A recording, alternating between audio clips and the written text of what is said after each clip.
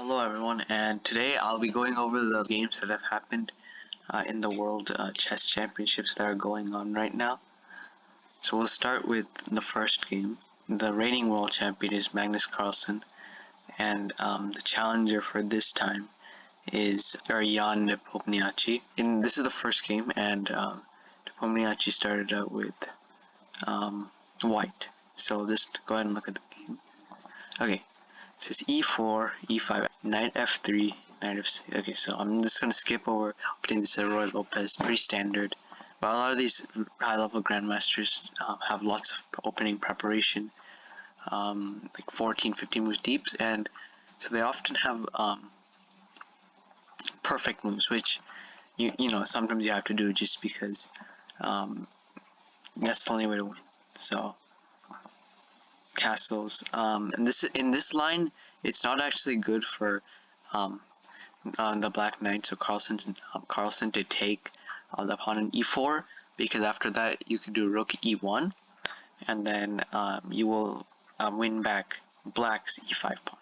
So it's not that good. Although it is definitely, you can do it, it's just not recommended. This doesn't really work anymore because you can you can defend this pawn now much easier because there's no longer a pin with the pawn and the king. Okay, so yeah, none of these moves are too crazy. Both sides are just developing and just improving their positions. So here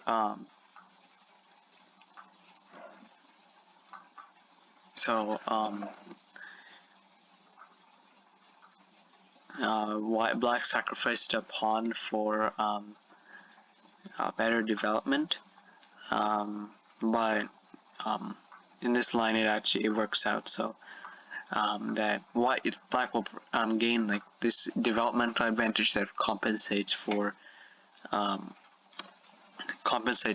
pawn lost, and black will eventually gain back the pawn. And again, right as of now, this is like a very like draw type position. So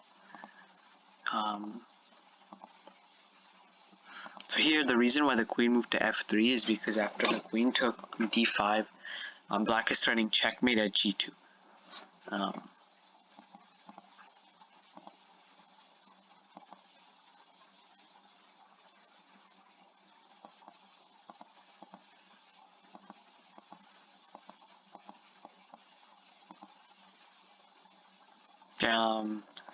Okay, nothing too crazy here right now. There was something a little back ago that I guess I should probably cover. The reason why that black didn't take this knight on e5 is because the white queen can just take the black queen on d5, and then the rook can take the bishop with no problems here. So it's basically, it would be a trade, except so black would trade their black dark squared bishop for a knight, and in this case, I have two bishops. Like, two bishops are always an advantage for whoever has them, and they're always strongest. So that's why that's not recommended. Okay. So again, this is basically equal. Here there's no like real advantages for anyone right now. White has an extra pawn, but like black has like the double bishops and better pawn structure. So like even white's extra pawn isn't really doing anything right now, so it's not really an advantage for now.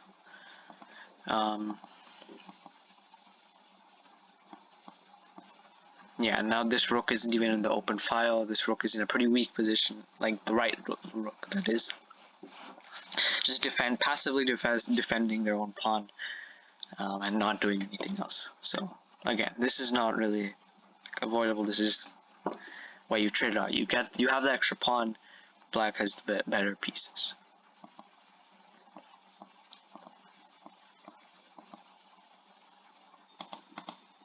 So this was just to get out the bishop. yeah, this is now white's pawn structure is pretty bad, but now black doesn't have like the two bishops advantage, but black will just trade their bishop. White is similar, no, white still has the pawn advantage, but white's pawn structure is pretty trash. Like they have the doubled isolated pawn here, doubled isolated pawn on h, or double just isolated pawn on h3, and then double pawn on b3, or b2 b3. Okay.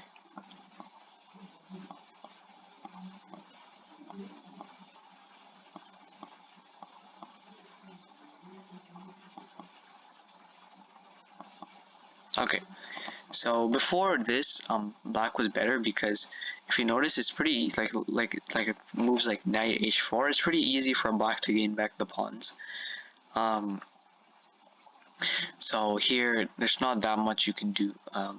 In fact, the engine like like recommended move is to actually just give up the pawn on f3 and move to rook like a to d1. So it's really hard for white to defend position. Or not, it's not really hard. Again, it's important white has the extra pawn, but these pawns are really weak. So here, this is actually not the best move to defend the pawn, like I said. Here you can do something like g6, to like the reason why black move here is probably get closer here and maybe do something like rook e8 later. But some other moves like g5 are good to like kick out the knight. G6 is good to like have the extra space and to start expanding. Then rook h6 is also great. I think rook f6 is also not that bad either, but in this case you can just like, it's not the best. So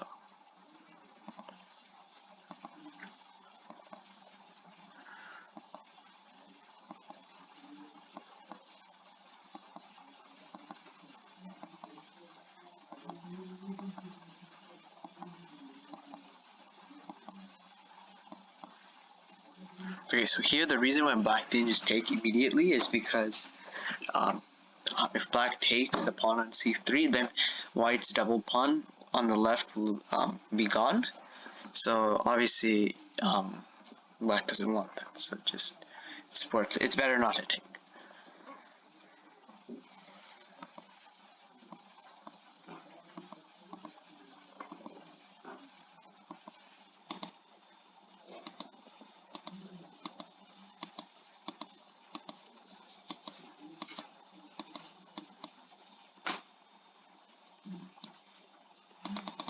Okay, so here basically what happened was that black kind of forced white's hand and took this pawn. I think it's about equal here because if you look at the position, these pawns are pretty weak. Black has like this nice rook over here on b7 controlling the b file, but white is also attacking the a6 pawn with the semi-open file and has nice control over the e file as well. And black's king is slightly more active, and white obviously has these weak pawns on the right. So it's about equal here. Personally, if I were to play this, I'd probably have a slight preference towards white just because it gives me like some more opportunities to do something and attack. Like the pawn on a6 is, at least for me, would be easier to attack than like say the pawn on f3. So